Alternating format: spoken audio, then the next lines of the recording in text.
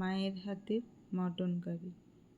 এর জন্য মটন, আদা রসুন কাঁচা লঙ্কা, গরম মশলা বাটা, ধনে জিরে গুঁড়ো, লঙ্কার গুঁড়ো, হলুদ গুঁড়ো, পরিমাণ মতো নুন, টক দই, 3 চামচ সরষের তেল দিয়ে ভালোভাবে মেখে ঢাকা দিয়ে 10 মিনিট মতো রেখে নেব।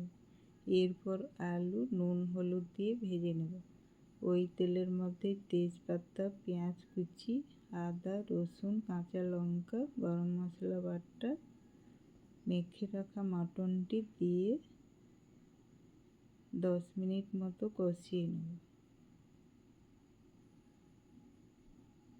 মটনের থেকে তেল বেরিয়ে এলে তার মধ্যে ভেজে রাখা আলু দিয়ে কিছুক্ষণ কষিয়ে 2 কাপ মতো জল দিয়ে দেব। জল দিয়ে কুকারের মধ্যে দিয়ে মিডিয়াম আঁচে 2 সিটি দিয়ে সিমে রেখে কিছুক্ষণ রান্না করলে ব্যাস রেডি